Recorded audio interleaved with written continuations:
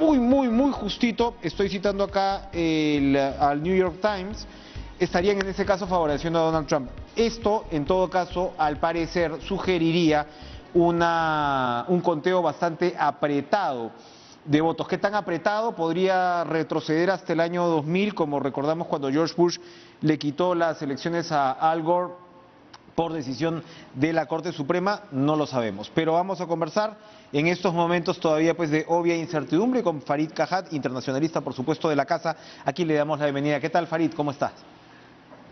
Bien, buenas noches. Bueno, este 119-94, por supuesto, todavía quedan varias horas, pero ¿qué nos dice hasta ahora los resultados? A ver, son proyecciones de medios de comunicación, ¿no? No son todavía resultados finales del conteo propiamente dicho. Y hay dos datos importantes a tener en cuenta.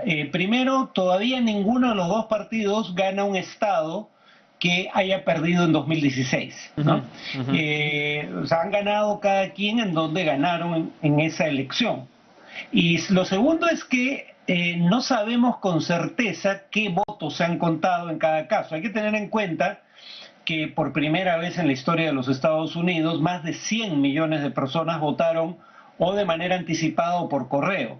Y entonces, por diversas razones, se espera que ese voto sea mayoritariamente demócrata, pero a su vez se espera que a Trump le vaya mejor en el voto emitido en urna el día de hoy. Entonces, también está la distinción entre voto rural y voto urbano. En el caso de Texas va adelante Biden, pero los votos que faltarían contarse serían más de carácter rural. Entonces, la conclusión fundamental sería que es muy temprano para hacer un pronóstico sobre el resultado final.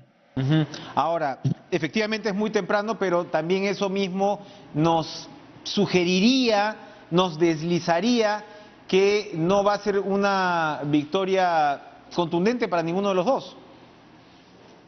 No necesariamente. Por ejemplo, en la Florida, Trump va adelante por un margen pequeño, sí, pero con una proporción muy alta del total de votos contados, incluyendo votos por correo y voto temprano, anterior a la fecha de la elección. Entonces, es más fácil proyectar la Florida para Trump, pese a lo estrecho del margen, porque se ha contado cerca del 96% de los votos. En otros lugares como Pensilvania, Michigan, Wisconsin, Biden va adelante por un margen más amplio que aquel por el que va adelante Trump en Florida, pero con un porcentaje mucho menor de votos contados. Entonces, también cabe la posibilidad de que si Biden gana todos los estados en los que va adelante, termine siendo una victoria holgada. El punto es que ahí donde va adelante Biden, en estados que no ganó el Partido Demócrata en la elección pasada, todavía es muy temprano para hacer pronósticos. ¿Qué pasa, Farid, con estados que aparentemente, no según este medio que yo citaba, el New York Times, son sumamente importantes para definir la elección? Acabas de mencionar muy bien la situación en Florida, pero hay otros como Georgia y Carolina del Norte, donde al parecer, pues, en fin, la combinación de estos tres, según los analistas estadísticos, pues podrían dar luces también. ¿Por qué estos estados son tan importantes para, de alguna manera, establecer algunos pronósticos entre los medios estadounidenses? A ver, primero hay dos tipos de estados. Los estados que sabemos que van a ganar o bien republicanos o bien demócratas. Sabemos que Wyoming lo van a ganar los republicanos, sabemos que California lo van a ganar los demócratas, y quien gane en esos estados, aunque sea por un voto de diferencia, se lleva todos los delegados de ese estado ante el colegio electoral.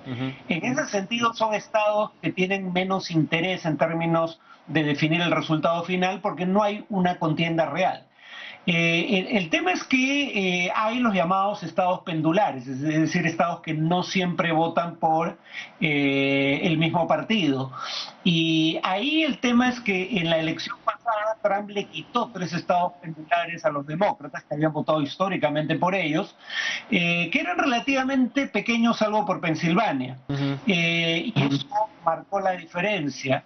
Entonces, entre los estados pendulares importan más aquellos que tienen más votos en el colegio electoral. Por eso es importante Florida. Florida por sí solo te da 29 delegados cuando tú necesitas 270. O sea, Florida por sí solo te da más del 10%. Georgia es interesante porque porque nadie pensaba que Georgia iba a ser un estado competitivo hasta esta elección. Se suponía que era un estado firmemente republicano, pero la demografía ha ido cambiando y aunque todavía parece que los republicanos ganan, por lo menos es un estado en el que los demócratas están compitiendo. Bien, ahora, Trump ha metido carbón definitivamente con respecto a la posibilidad que él no fuera un claro ganador e incluso pues adelantó pues lo que sería pues su estrategia legal y el cuestionamiento del sistema electoral. ¿Qué tan posible es esto a estas alturas? Va a depender del resultado, ¿no? Si la diferencia es amplia, obviamente va a haber menos margen para, digamos, hablar de fraude. Sobre todo porque lo que habría que tener en cuenta es que como Trump declaró que había un riesgo muy alto de fraude a través del voto por correo, curiosamente se metió un autogol porque incentivó a que su gente no vote por correo de manera anticipada. Pero sabemos que en el voto por correo, como decía, los demócratas tienen ventaja. Pero además Trump minimizó la importancia de la pandemia. Entonces, tanto porque no usaron el voto por correo como porque no le dan tanta importancia a la pandemia, los votantes de Trump eran más proclives a acudir a votar hoy día. Y por ende se esperaba que el conteo inicial en varios estados le fuera favorable porque se iba a iniciar con el conteo de los votos emitidos el día de hoy. Y algunos creían que con eso Trump iba a poder proclamar victoria antes de tiempo e iniciar procesos judiciales para detener el conteo de cuando menos parte del voto emitido tempranamente o por correo. Parece menos probable a la luz de los resultados, va a ser difícil que con resultados que todavía están, digamos, en disputa, Trump pueda cantar victoria. Y de cualquier modo habría que recordar que aunque hay un antecedente que la Corte Suprema sea quien dirima una elección, como ocurrió el año 2000, la Corte Suprema no está obligada a aceptar casos que se presenten ante ella sobre temas electorales. Es la propia Corte la que tendría que tomar la decisión y si la diferencia es grande, presumo que eso no va a ocurrir. Para ir redondeando, Farid, ¿qué se espera del Congreso? Estos conteos, repito siempre, ¿no? Como tú has señalado, que son, en fin, pronósticos de los medios, en este caso el New York Times, está hablando de 42 hasta ahora senadores para los demócratas y 38 para los republicanos. La Casa de Representantes todavía es muy temprano, de 34, ¿no?, para los demócratas y 49 para los republicanos, cuando obviamente pues es una casa mucho más grande. ¿Qué se espera? Porque eso evidentemente pues va a marcar la relación o el mandato que tenga el presidente, ¿no? A ver, en la Cámara de Representantes solo me puedo basar en las proyecciones previas, basadas en encuestas previas a la elección de hoy. Las proyecciones le daban más del 90% de probabilidades a los demócratas de retener la Cámara de Representantes e incluso de obtener algunos escaños adicionales. Pero digamos que no tienen más escaños, mantienen sin embargo la diferencia actual, podrían seguir siendo mayoría. Le daban más de 70% de probabilidad a los demócratas de ganar la mayoría en el Senado. El punto es que, como decíamos, también ahí es muy temprano para saberlo. Hasta ahora, que yo recuerde, no hay, por ejemplo, un triunfo claro en el Senado de candidatos de un partido que hubiesen perdido ese escaño en la última elección. Bien. Bueno. Bien.